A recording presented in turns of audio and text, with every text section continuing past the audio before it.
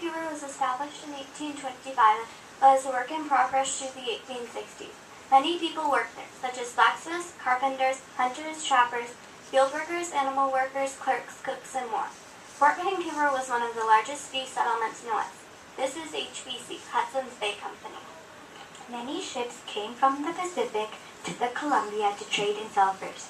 After that, they went back up the Pacific satisfied with all the money and furs that they made. After all, they're the #1 best-selling fur trade company in the region, especially in the 1800s. Many people worked at Fort Vancouver. Women did not work there until the 1860s as teachers. Over 1,000 men lived in or near the fort. Workers were from England, selling China, and selling Native Americans. During the peace season, the settlement contained upwards of 600 inhabitants. John McLaughlin was chief factor of Fort Vancouver.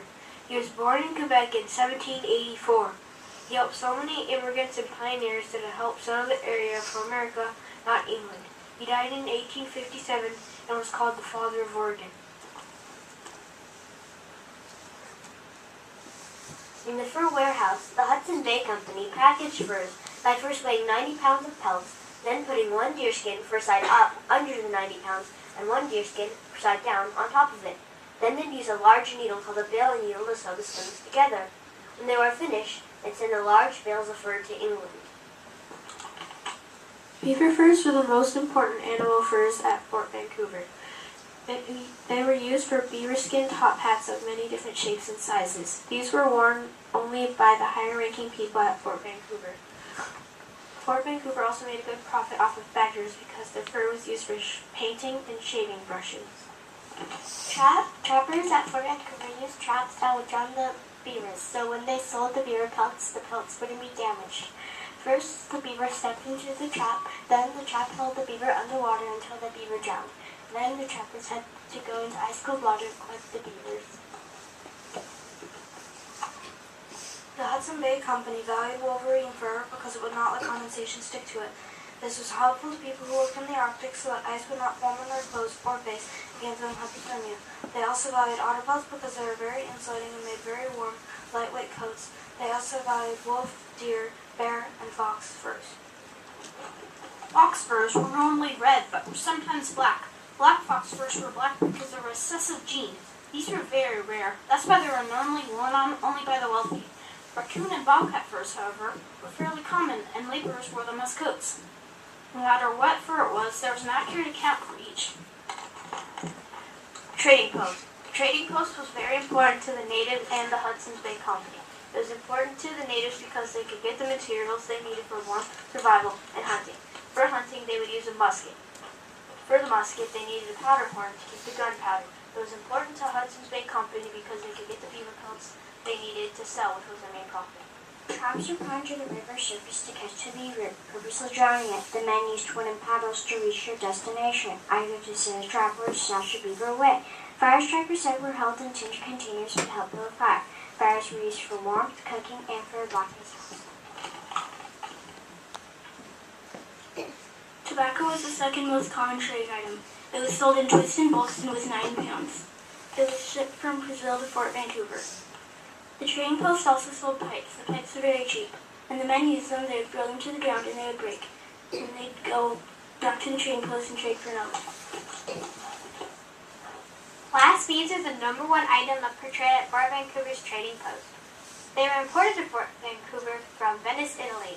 After the fort burned down in the 1860s, archaeologists found that many traders had dropped their beads between the floorboards, and that showed that the floorboards had been 6 to 8 inches wide. Hatchets were sold in trading posts without handles because you could add one whenever they were needed. They're not sharpened because you had to buy a file to sharpen them. They also sold lanterns, kettles, and bells. Made beaver was the system used in the trading post. The trading was commonly judged by a beaver's fur. An item such as a beaver's pelt was worth more in good condition than bad. Counting house.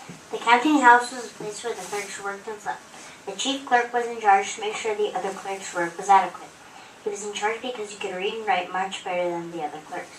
They used India ink and quill pens to write their inventory lists on the furs that came to Fort Vancouver, so that was their job. The laborers spent an average of 11 hours a day recording, calculating, and obviously working. They worked from dawn to dusk, they took no breaks when working, and they had no vacations, although they got to rest on Sundays. They signed a contract to do this for 7 whole years. Clerks receive an equivalent of $85 a year. Since they receive $85 a year and they sign a 7-year contract, they get about $595 for all their work. If they get their pay each month, they will get about $7.08. And if they get their pay each day, they will get about 22 cents. Workers at Fort Vancouver work for long hours for low pay. They worked as blacksmiths, carpenters, coopers, and many other jobs. The chief clerk was in charge of all these jobs. There were 15 people per small house, and they got 2 sets of clothes every year. The most common food they ate were salted salmon and sea biscuits. The chief clerk also had to deal with the laborers' contracts. The laborers signed contracts stating that they would work for 7 years. They would be paid once they were about to be sent back to their homeland. The pay of Hawaii made a deal with Fort Vancouver that their workers would not get paid until in Hawaii to avoid them staying in America. In the kitchen, the chief stewardess could at any time to cook before people came in. The normally's work schedules from 5 a.m. to 10 p.m. It seems pretty easy being the chief steward, but actually it's kind of complicated.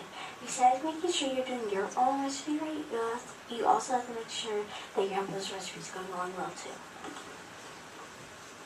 The helpers didn't get any pay, but they did get a room and boarding, which means they each got a room and that they got 3 meals each day, all cooked by the chief steward. But he was a really busy man, so sometimes they would help cook, and they also did other household chores, such as cooking, cleaning, and laundry, all for the men at HBC. Most cooks spent 6 months to 2 years. Breakfast consists of bread and coffee or something like the start of the day. Dinner, the main meal, has soup, vegetables, salad, 2 meats, fish, and dessert. Supper, the last meal of the day, has all of the foods from dinner, because there's no refrigeration to keep the food fresh for later use. Thatcher steamed pudding is an apple cinnamon dessert. All of the ingredients are eggs, sugar, butter, flour, baking soda, apples, cinnamon, spices, and currants. It's cooked to the side of the fire since it's called Thatcher steamed pudding. Pies and cakes were also cooked over the fire, but not bread. 5 ovens were used to cook bread. To cook the bread would go in the front and the coals would go in the back so that they wouldn't touch. To check the temperature of the oven, you throw flour. If it sparkles, the temperature is just right. If it burns, it's too hot, and it just sits there, it's too cold. The 5 ovens were built into a brick wall with a door that swings open for easy access.